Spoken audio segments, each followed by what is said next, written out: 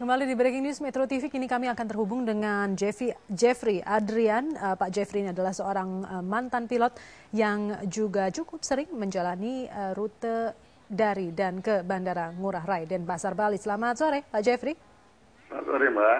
Pak Jeffrey, kalau dari pengalaman Anda, Bandara Ngurah Rai ini medan yang seperti apa?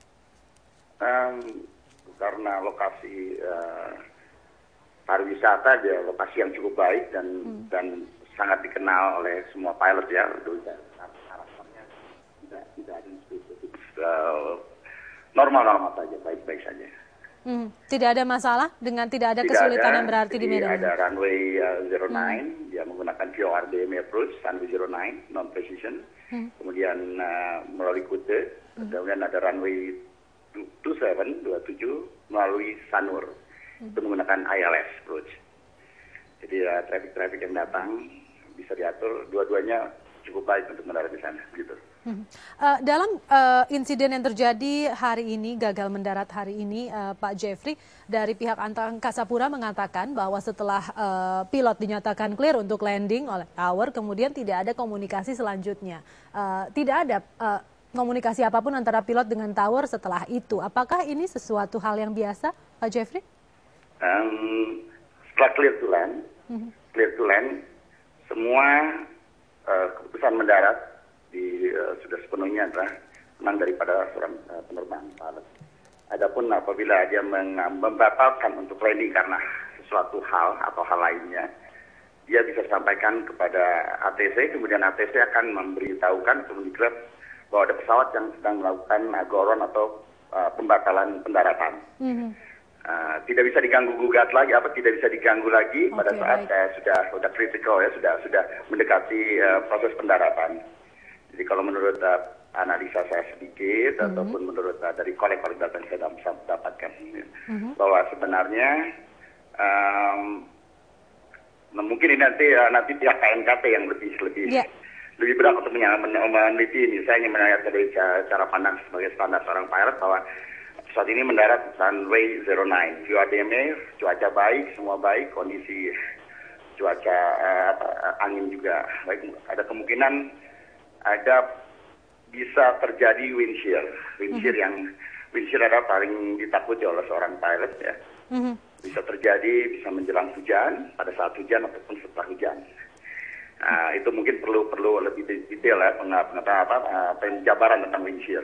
Tapi bisa terjadi di low level menjelang landing ataupun ya bisa di sekitar 500 feet, 300 feet pada saat pesawat mendekat kepada touchdown zone ataupun runway. Jadi menjelang mendarat tiba-tiba seorang pilot merasakan bahwa ada gejala-gejala wind shear, dia akan putuskan untuk go around, untuk meninggalkan, untuk melakukan penerbangan kembali, meninggalkan daratan. Boleh dikatakan, bisa dikatakan kalau dikatakan wave off ya. Prediksi saya dia melakukan tersebut tapi gagal untuk recovery wind shear sehingga jatuh ke laut. Pak Jeffrey, mungkin bisa Anda elaborasi lebih lanjut wind shear ini seperti apa dan bagaimana bisa terdeteksi oleh pilot? Jadi wind shear di pesawat sendiri ada early warning wind shear. Dia akan memberitahukan gejala dengan speed yang tiba-tiba berubah, speed dari angin yang berubah, arah angin yang berubah, kecepatan angin yang secara drastis pula berubah. Itu bisa menandakan, diambil dari kesimpulan dari komputer pesawat ataupun dari pihak ATC sendiri bahwa ada possible wind shear. Possible wind shear. Nah, wind shear ini sudah menjadi penyebab utama pesawat yang final yang boleh katakan sudah baik-baik saja menjelang mendarat tiba-tiba dia jatuh tiba-tiba dia harus mendarat di sampingnya ataupun kehilangan kendali sehingga pesawat bisa tampak tidak ini sesuatu yang boleh katakan kalau melihat ini sesuatu yang tidak mungkin tiba-tiba mendarat di daratan tiba-tiba mendarat di air. Jadi pendaratan darurat yang dilakukan di laut ini sebetulnya pendaratan yang tidak dipersiapkan.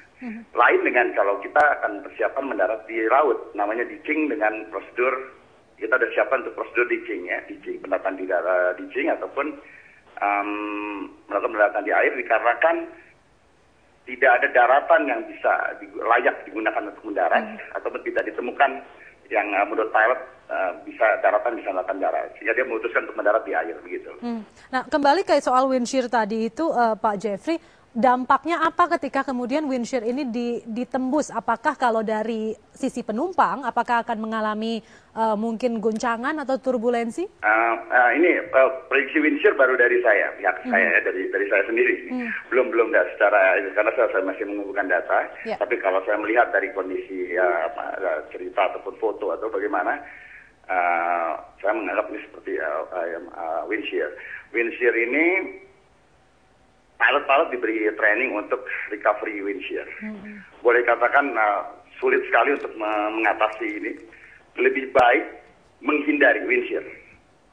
Menghindari wind shear, tapi andai kata sudah masuk ke wind shear, lebih cepat recovery, waktu pendeteksian lebih awal, dia membuat wind shear ini menjadi sukses.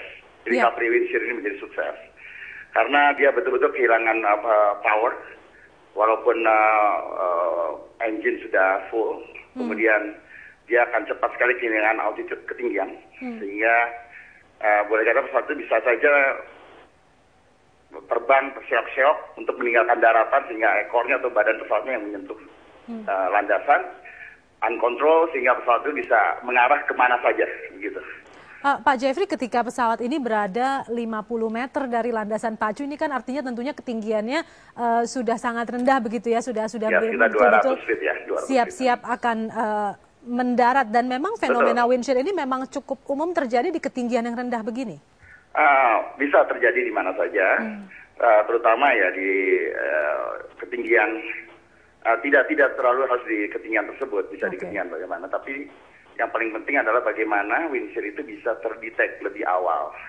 Nah, yang saya belum dapatkan data, karena itu adalah nanti pihak KNKT, bagaimana karena di wind shear di pesawat akan memberikan warning kepada seorang pilot bahwa di depannya ada kemungkinan terjadi wind shear. Jadi komputer dalam pesawat ataupun alat-alat pendetek wind shear di pesawat sudah mengkolek data-data apapun gejala-gejala awal dari perubahan angin, perubahan suhu, ataupun bagaimana tiba-tiba dia kolek bahwa akan terjadi wind shear di depan. Dia akan memberitahu secara lebih awal kepada pilot melalui warning di cockpit. Begitu. Baik, Pak Jeffrey. Jadi memang saya belum dapat kesimpulan itu, karena kita akan tunggu bersama kesimpulan dari KNKT. Pak Jeffrey Adrian, terima kasih untuk informasi Anda. Alhamdulillah semua bisa selamat. Saya salut buat krunya karena tidak mempersiapkan untuk mendarat, tapi bisa mengevakuasi dengan sukses. Terima kasih Pak Jeffrey.